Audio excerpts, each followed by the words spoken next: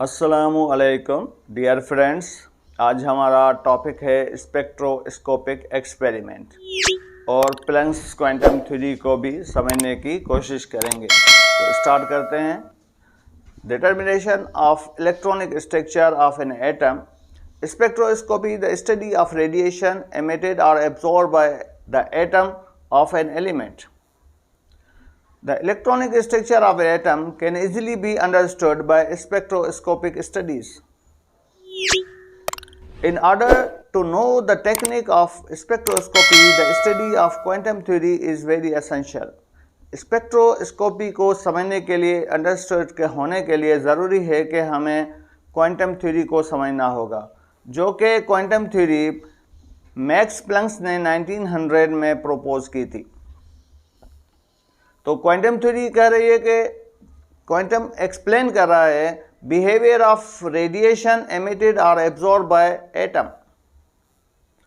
The theory stated the atom cannot emit or absorb energy in continuous manner but in the form of steps.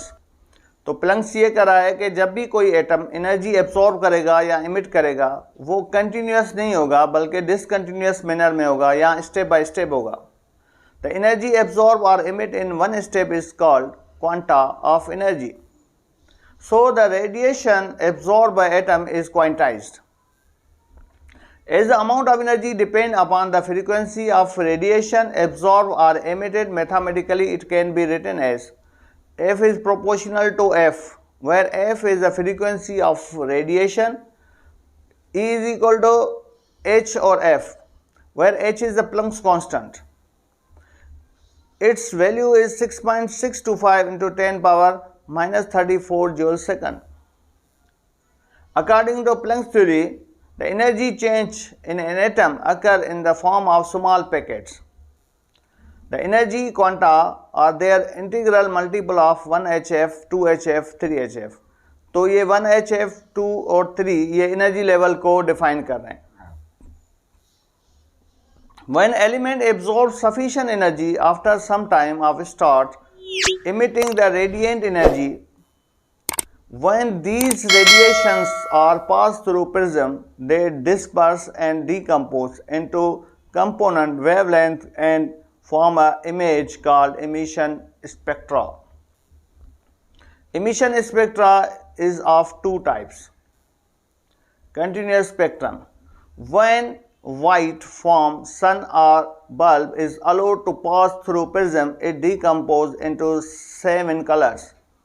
अगर हमारे पास white colour की रोशनी है, उसका source सन भी हो सकता है या कोई बल्ब, उसको अगर हम प्रिज्म में से पास करवाएंगे तो ये वाइट कलर की रोशनी लाइट 7 कलर्स में डिस्पर्स हो जाएगी, डीकम्पोज हो जाएगी। Each colour of radiant is fuse with an other so that there is no mark of demarcation. वो कलर एक दूसरे के साथ बिल्कुल मर्ज होंगे और इनके बीच में किसी किस्म की कोई डिमार्केशन, ब्लैक लाइन नहीं होगी।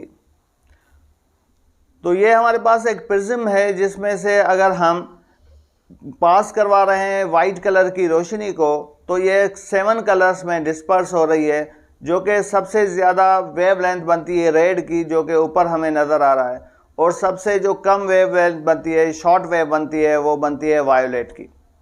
तो ये हम कलर देखें कि एक दूसरे कलर में मर्ज हैं, इनके बीच में किसी किस्म की कोई ब्लैक लाइन नज़र नहीं आ रही। Such a spectrum is called continuous spectrum.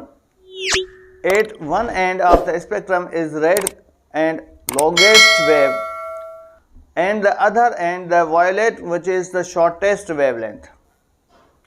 Line spectrum. When the light produced from excitation of gas is allowed to pass through prism, it decomposes into discrete sharp colored line.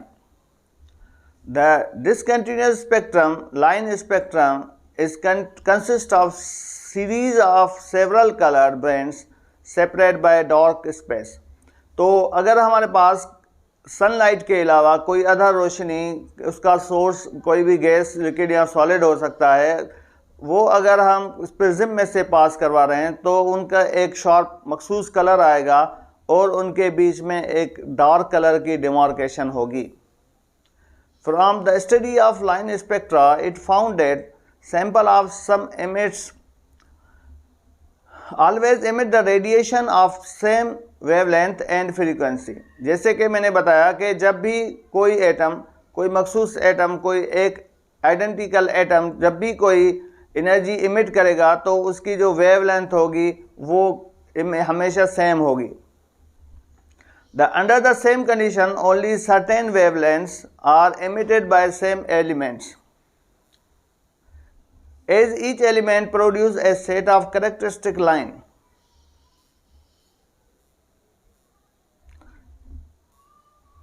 So the line spectra serve as a fingerprint of identification of each element.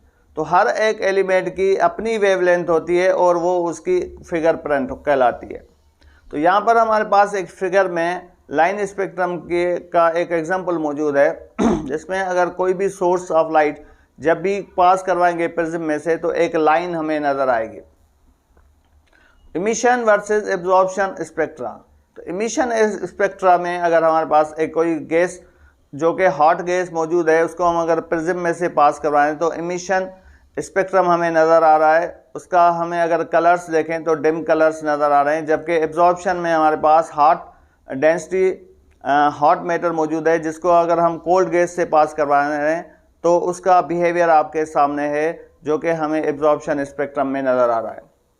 Thank you very much dear friends.